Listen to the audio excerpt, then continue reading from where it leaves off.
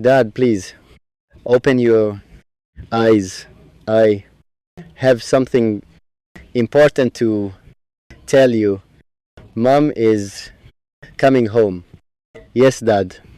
The woman whose name became difficult for you to say is finally coming back.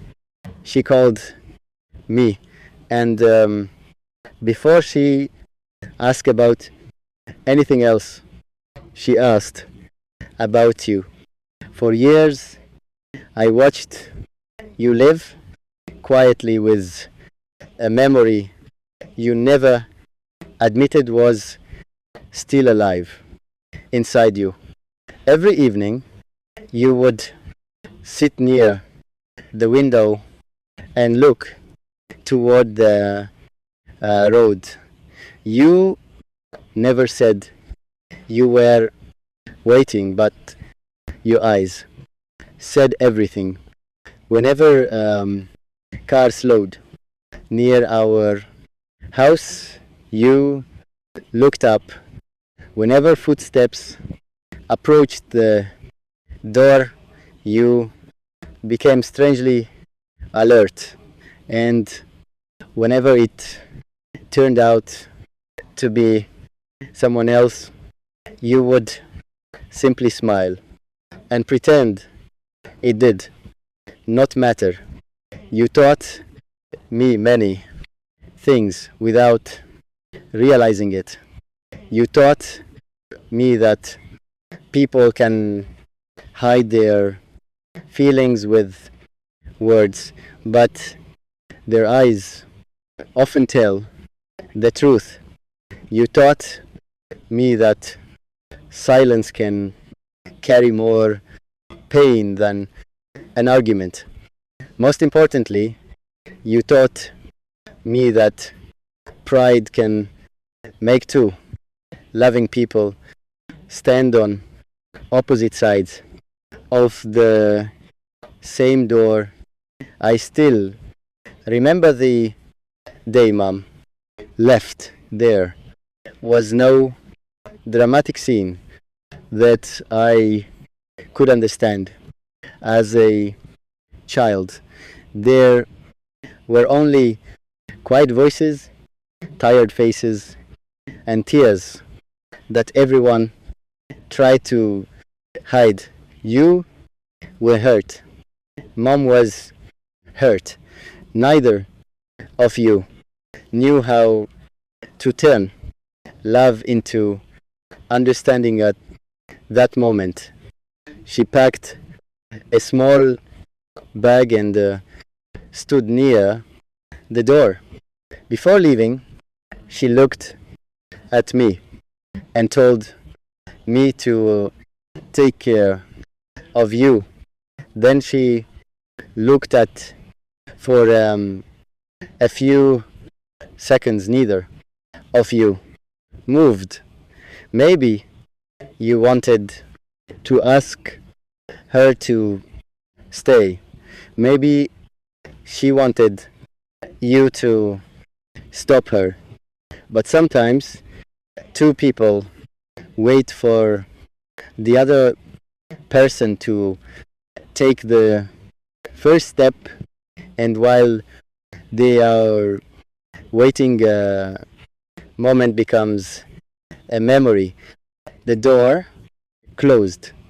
After that day, our home became quieter. You continued working. You continued preparing coffee. You continued answering my questions. But something inside you had changed. You stopped making jokes at breakfast. You stopped talking about plans for the future. You became careful with your words, as though every sentence might accidentally reveal how much you still missed her. I once told you that you deserved to be happy again. You smiled and said, I am fine. But I learned something important as I grew older. Saying I am fine does not always mean someone is truly fine. Sometimes it means they do not know how to explain what they are carrying. One evening, I finally asked you the question I had been afraid to ask. Do you still love Mom? You were silent for a long time. Then you said, some people leave your house, but they never completely leave your heart. I have never forgotten that sentence. Years passed. Life taught me that love alone is not enough. Love needs patience. It needs humility. It needs communication. It needs two people willing to say, I was wrong, even when their pride tells them to remain silent. I also learned that forgiveness does not erase the past. It simply refuses to let the past control the future. Then, yesterday, my phone rang. The number was unfamiliar. I answered. A woman's voice came through the phone. She sounded nervous, almost frightened. Is this your father's son? My heart immediately began beating faster. I knew who it was. It was Mom. For several seconds, neither of us knew what to say. Then she began to cry. She did not ask about money. She did not ask who was responsible for the past. She did not demand an explanation. She asked only one question. How is your father? That simple question carried years of love inside. I believe asked her why she was calling after so long. She said she had spent years convincing herself that she was strong enough to live without looking back. But eventually she realized that strength does not mean refusing to feel. Sometimes real strength means admitting that your heart still cares. Then she told me something that surprised me. She had kept old memories, photographs, letters, birthday messages, small things that most people would throw away after a painful separation. She had even kept an old scarf you once gave her. She said, I always wondered whether he had forgotten. I could barely speak. I told her the truth. No, Mom, he never forgot you. Then she asked another question. Is he well? I looked toward your room. Your medicine was sitting beside your bed. Your breathing was slow. You had become weaker over the years, although you always try to hide it. I realized something that frightened me. We had spent so much time waiting for the perfect moment to forgive each other that we had forgotten. Life does not promise us unlimited time.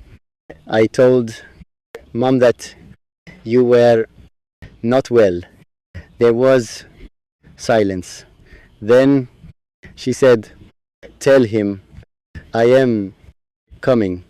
"Dad, please wake up. Mom is coming." She said she no longer wants to know who was right. She does not want to count old mistakes. She does not want to reopen every painful conversation. She simply wants the chance to look into your eyes and say that she is sorry for the things she could have handled differently. That night, I sat beside your bed. I held your hand. I told you everything. For a while, you did not respond. Then I noticed tears moving slowly down your face. You were awake. You had heard me. Your voice was weak. When you finally asked, "Did she really call?" I smiled through my tears. "Yes, Dad, she called." You looked toward the window. Then you asked, "Is she angry with me?" I answered, "No. She is tired of carrying the past. She wants peace." You closed your eyes again. After a moment, you whispered, "I should have called her." I squeezed your hand. Maybe. You both waited too long. I said, "But if there is still time, don't waste it being afraid." That is one lesson I wish every family could understand. Do not let pride become more important than people you love. If you owe someone an apology, give it. If someone deserves forgiveness, consider giving it. If you miss someone, tell them while you still have the opportunity. And if an argument has lasted for years, ask yourself whether winning is really worth losing the person. The next morning, there was a knock at the door. I knew before I opened it. Mom was standing outside. She looked older. Her hair had changed. Her face carried the evidence of years that neither of us could recover. But her eyes were the same. She looked toward me and then toward your room. For a moment, she was afraid. I stepped aside. She slowly entered. You were sitting near the window. When you saw her, you became completely still. Neither of you spoke. Mom's eyes filled with tears. She whispered, I'm sorry. You looked at her for a long moment. Then you answered, so am I. That was all. It took no long argument, no search for someone to blame, no attempt to prove who had suffered more. Just two people finally choosing peace over pride. Mom walked closer. You reached for her hand, and after years of separation, the distance between you disappeared. I stood quietly nearby, realizing that sometimes the greatest ending is not getting back what was lost. It is finally understanding what should have been protected in the first place. Life will not always give us another chance. So speak kindly while people can still hear you. Apologize before silence becomes permanent. Forgive before resentment becomes a habit. Do not wait for sickness, distance, or loss to remind you how precious someone was, and never assume that someone knows you love them simply because you feel it. Tell them, show them, choose them, because tomorrow is never guaranteed. Dad opened his eyes that morning, and Mom came home. Maybe not every broken relationship can be repaired. Sometimes separation is necessary, and sometimes people must continue their lives in different directions. But whenever reconciliation is possible, and whenever both hearts are willing to choose understanding, forgiveness can create a door where pride once built a wall. That day I learned that coming home is not always about returning to a house. Sometimes coming home means returning to the person who still holds a place in your heart. And sometimes the most beautiful words in the world are very simple. I forgive you. I am sorry. I still care. I am here. If someone you love is still waiting for a kind word from you, do not let pride keep you silent. Life is too valuable to spend years proving who was right. Choose peace. Choose forgiveness. Choose love while there is still time. Dad, please wake up. Mom is sitting beside you. Now, after all those years, she is finally here.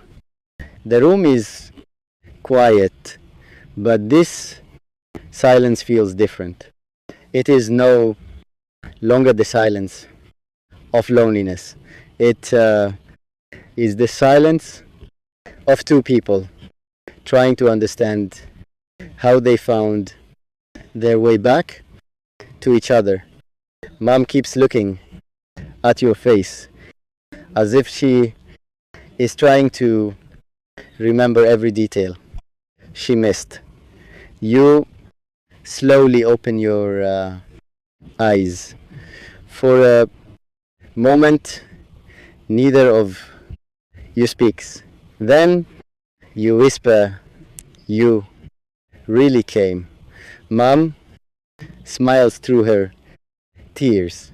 I promised myself I would come when I stopped being afraid.